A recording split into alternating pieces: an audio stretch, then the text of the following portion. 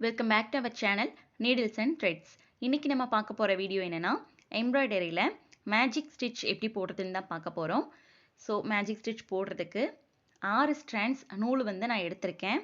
6 strands நூலில் 3 strands வந்து ஒரு கலர், அப்புறம் இன்னொரு 3 ஸ்ட்ராண்ட்ஸ் வந்து வேற ஒரு கலர். இந்த மாதிரி 2 கலர் நூலை வந்து நான் ஒரே நீடில் கோர்த்து எடுத்திருக்கேன். ஸோ வழக்கம் போல் எப்பயும் போல் செயின் ஸ்டிச் ஸ்டார்ட் பண்ணுற மாதிரியே தான் நம்ம ஸ்டார்ட் பண்ணணும். பட் அந்த லூப் வந்து நம்ம நீடிலில் போடுறது ஏதாவது ஒரு கலர் நூலை மட்டும் நம்ம எடுத்து இந்த மாதிரி நீடிலில் வந்து சுற்றி விடணும்.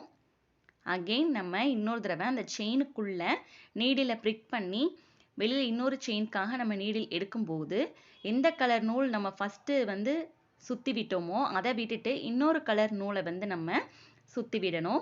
ஸோ இதே மாதிரி ப்ராசஸ் வந்து அகெயின் அண்ட் அகெயின் அப்படியே கண்டினியூ பண்ணிக்கிட்டே வரணும். ஸோ இங்கே பாருங்கள், நான் லாஸ்ட்டாக சாண்டில் கலர் நூல் வந்து சுற்றி விட்டுருந்தேன். இப்போ வந்து ப்ரௌன் கலர் நூலை நீடிலில் சுற்றி விடுறேன். இப்போ நெக்ஸ்ட் இந்த செயின்குள்ளே நீடில் கொடுத்து நீடிலில் வந்து வெளியில் எடுக்கும்போது சாண்டல் கலர் நூலை சுற்றி விடுறேன். இந்த மாதிரி நம்ம ஸ்டிச்சஸ் போட்டு விட்டு வரும்போது நம்மளுக்கு ஒவ்வொரு செயினும் ஒவ்வொரு கலரில் இருக்கிற மாதிரி இருக்கும். First chain brown colour, next chain வந்து சாண்டல் கலர், அகெயின் இன்னொரு செயின் ப்ரௌன், அகெயின் இன்னொன்று சாண்டல். இந்த மாதிரி கலர் வந்து மாறி மாறி வரும். ஸோ இது வந்து பார்க்கறதுக்கு அழகாக இருக்கும். அதுதான் மேஜிக் செயின். ஓகேவா?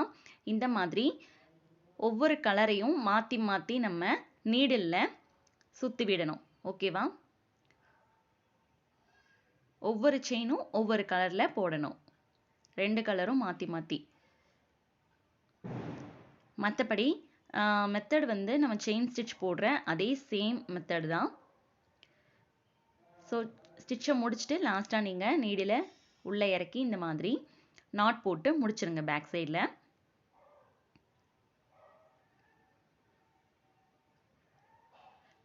சென்டிமீட்டருக்கு 3 லைன்ஸ் போட்டு விட்டுக்கோங்க ப்ராக்டிஸ் பண்ணும்போது. ஃபர்ஸ்ட் லைனில் இதே மாதிரி பெரிய பெரிய செயினாக போட்டு ப்ராக்டிஸ் பண்ணுங்கள். அதுக்கப்புறம் இருக்கக்கூடிய 2 லைன்ஸ்லையுமே நீங்கள் சின்ன சின்ன செயின் ஸ்டிச்சஸாக போட்டு விடுங்க. ஸோ இன்னொரு ஸ்டிச் வந்து நான் உங்களுக்காக போட்டு காட்டுறேன். கலர் வந்து வேறு கலர் எடுத்திருக்கேன். ப்ளூ கலர் ஒன்று, நல்ல டார்க் பிங்க் கலர் ஒன்று, ராணி பிங்க் சொல்லுவாங்க இல்லையா, அந்த மாதிரி ஒரு பிங்க்கு. ஃபர்ஸ்ட் வந்து நான் ப்ளூ கலரில் செயின் போட்டிருக்கேன். அதுக்கப்புறமா நெக்ஸ்ட்டு இப்போ அந்த பிங்க் கலர் நூலில் வந்து நான் வந்து நீடில் சுற்றி விட்டு பிங்க் கலர் செயின் போடுறேன். அதுக்கப்புறமா அகெயின் ப்ளூ கலர் நூலை நீடில் சுற்றி விட்டோம்னா நம்மளுக்கு ப்ளூ கலர் செயின் கிடைக்கும். ஸோ இதே மாதிரி மாற்றி மாற்றி போட்டுகிட்டே இருக்கணும். ஜஸ்ட் நீங்கள் வீடியோவை வாட்ச் மட்டும் பண்ணி பாருங்கள்.